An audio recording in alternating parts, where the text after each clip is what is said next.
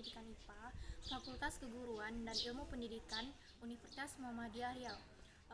Dalam rangka untuk memenuhi tugas dari mata kuliah IPA sekolah, saya akan mewawancarai dua orang guru dari SMA Negeri 16 Pekanbaru. Berikut videonya. Assalamualaikum warahmatullahi wabarakatuh.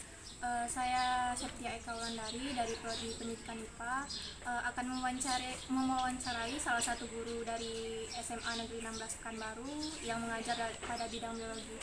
Ini narasumber saya, Ibu Selvi Rahmi SPD, lulusan dari UIR dalam Prodi Pendidikan Biologi. Saya ingin bertanya sedikit, Bu. Tentang pembelajaran IPA di sekolah gitu. Jadi selama Ibu mengajar di SMA Negeri 16 Pekanbaru ini, apakah ada kendalanya gitu? Kendala yang paling utama karena kita IPA.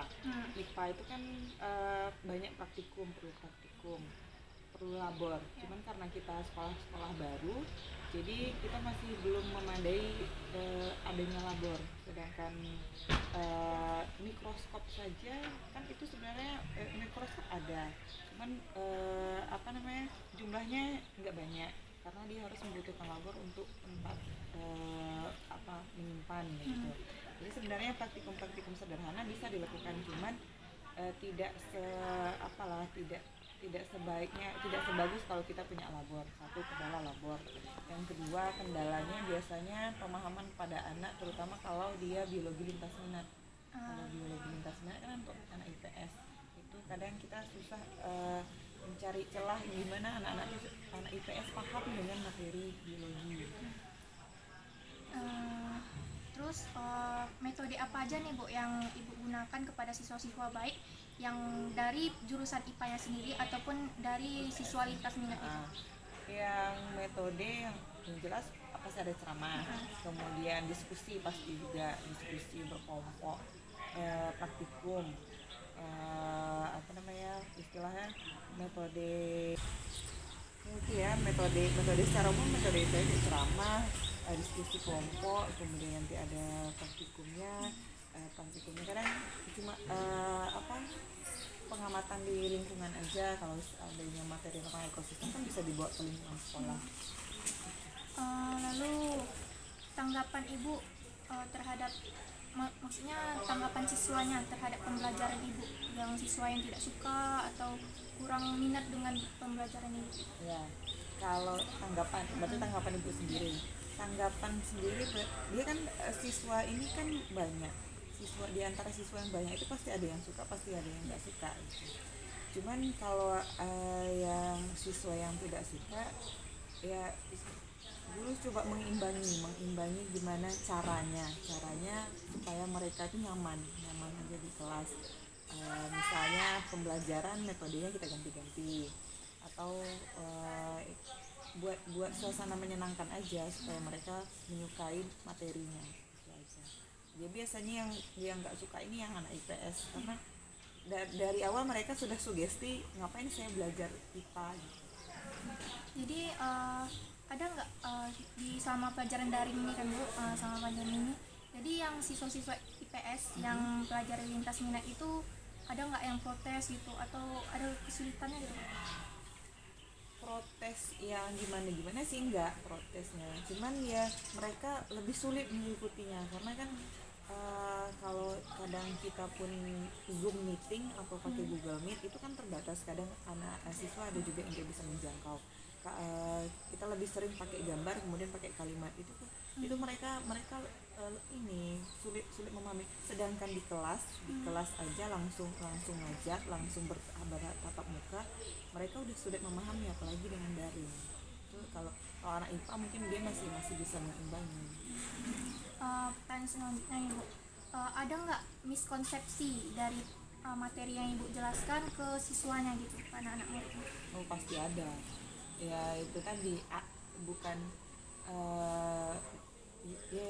ada siswa yang suka, ada yang siswa yang tidak suka, dan kemudian tingkat pemahamannya kan berbeda, jadi siswa yang pemahamannya dia tuh umpamanya anak IPS, mereka cenderung ke sosial. Mereka cenderung kalau belajar geografi, belajar ekonomi itu bagi mereka menyenangkan, otomatis langsung nyambung. Jadi kalau seandainya mereka belajar dengan bukan jurusan dia, jadi kadang suka itu miskonsepsi tadi. Itu tapi nggak banyak, cuma kadang beberapa siswa saja. Ini Bu yang terakhir lagi. Jadi apa harapan Ibu ke depannya, baik itu melalui pemerintah atau Ibu sendiri yang di sekolah, tentang harapan pembelajaran IPA di sekolahnya nanti?